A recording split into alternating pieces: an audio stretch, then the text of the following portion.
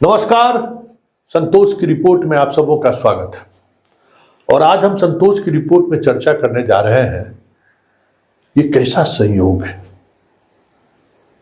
अभी 3-4 दिन पहले पटना एयरपोर्ट पर किसी को छोड़ने गए थे, पता चला कि मोदी जी आ रहे हैं।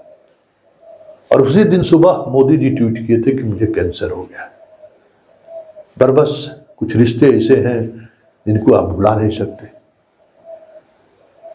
रुक गया कि चलिए दर्शन कर तो ले, पता नहीं किस हाल में है। थोड़ी देर बाद व्हीलचेयर से वो बाहर निकलते हैं। उनको देखने के बाद जेहन में एक ही सवाल उठा कि क्या हो गया इस शख्स को, किसने इस शख्स को इस हाल में पहुंचा दिया। पता नहीं क्यों ये सवाल मेरे मन में गूंजने लगा कि ना, मोदी जी का ये शरीर स्वाभाविक नहीं है।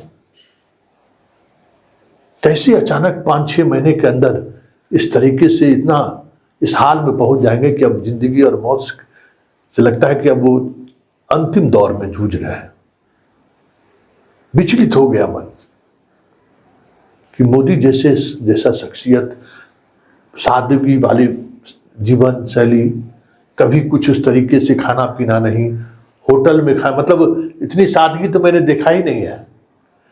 कि विधानसभा में भी जब वो निकलते थे तो घर से लाई हुई रोटी वो खाते थे। और उस आदमी को कैंसर हो गया।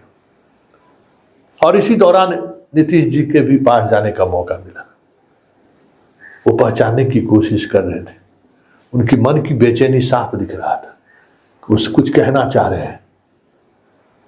लग रहा था जैसे वो पुरानी बातों को याद कर रहे हैं, लेकिन सब कुछ लगा जैसे उनके चेहरे के भाव से लगा कि बहुत ही अंदर से एक अलग तरीके की पीड़ा से वो गुजर रहे हैं। अब स्वाभाविक है, जिनसे आप कितने बार मिले हो और वो सामने खड़ा हो और उसे आप पहचानने की कोशिश कर रहे हैं, वो पीड़ा क्या हो सकता है महसूस कर सकते हैं आप। लेकिन उस वक्त भी मुझे संयोग नहीं लगा, पता नहीं क्यों लगा कि ना, ये कैसे हो सकता है। जिस आदमी का विजन इतना ऊंचा रहा हो, इतना विजनरी व्यक्ति हो, अचानक उसको इस तरह की बीमारी कैसे हो सकती है। मेरे दिमाग में एक अजीब तरीके का कुंद एकदम सवाल पर सवाल खड़े करने लगे कि क्या हो गया है।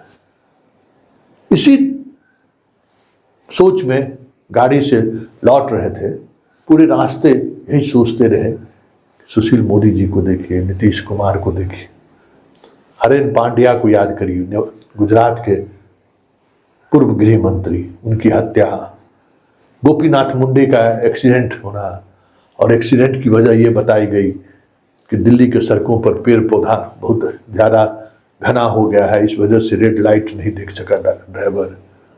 फिर मनोहर पारेख, क्या चेहरा था हंसता खेलता, किस तरीके से उन्होंने छाप छोड़ी थी रक्षा मंत्री के रूप में। एक गोवा से राजनीतिक जीवन की शुरुआत करते हुए मुख्यमंत्री, और मुख्यमंत्री से रक्षा मंत्री, देश को लगा था कि चलिए एक अलग तरीके का नेता मिला है देश को, जिससे उम्मीद, पूरे देश को उम्मीद बंधी थी कि चलिए एक अच्छा व्यक्ति राजनीति में दिख रहा है, एक विजनरी वाला व्यक्ति राजनीति में दिख रहा है, एक पढ़ा लिखा व्यक्ति राजनीति में दिख रहा है। वो भी गोवा जैसे छोटे से राज्यों से आकर पूरे देश को अपने दिलों के करीब ला दिया है। हर किसी को उम्मीद की किरण दिखने लगी थी। अचानक खबर इसी तरीके से आया कि कैंसर हो गया, और फिर हम लोगों को छोड़कर चले गए। सुषमा स्वराज, आज भी उनकी हंसी, आज भी उनका भाषण, ओज, कभी किसी ने सोचा था कि इस तरीके से छोड़कर सुषमा स्वराज चली जाएंगी अचानक। अरुण जेटली, कितने लोगों का नाम ले। इस दौर में जिसने भी कुछ अलग करने का सोचा, पता नहीं ईश्वर को क्या मंजूर है, उसे कुछ न कुछ ऐसा हो गया कि उन्हें इस मंच से दूर होना पड़ा। क्या कहा जाए इसे। क्या ईश्वर को मर्जी है या कुछ और भी बात है? क्योंकि ये स्वाभाविक कतई नहीं है कि एक एक कर ऐसे नेता जिनसे देश उम्मीद बांध रखा है, जिन्हें देश को उम्मीद है बेहतर गवर्नेंस देने का, बेहतर एक सरकार देने का, और वो सब कुछ ऐसे ही छोड़कर चला जा रहा है।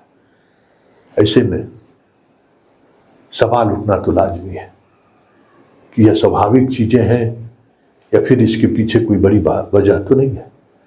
क्योंकि एक दो संयोग हो सकता है। इस तरीके से लगातार 10 वर्षों से राजनीति को आप देखिए तो एक एक कर जिनके अंदर कुछ ऊर्जा था, जिनके अंदर कुछ करने का जज्बा था, जिनकी एक अपने राष्ट्रीय फलक पर अपनी पहचान थी या पहचान बनने जा रही थी, जैसे ही वो सामने आया अचानक खबर आई कि अब वो इस दुनिया में नहीं है। कुछ तो बात है जो हम आप महसूस नहीं कर रहे, कुछ तो ऐसी बात है जो अस्वाभाविक है, कुछ तो ऐसी बात है जो अप्राकृतिक है, कुछ तो ऐसी बात है जो दिख रहा है वो सही नहीं है। या फिर यूं कहें कि जो कुछ घटित हो रहा है उसके पीछे कुछ और बात तो नहीं है। बड़ा सवाल है, और ये सवाल मुझे इसलिए बार बार जहन को कूंद रहा था कि मुझे स्वाभाविक ये नहीं दिख रहा है। कुछ न कुछ चीजें हैं जो मुझे बार बार बरबस इस तरीके का सवाल करने पर मजबूर कर रहा है।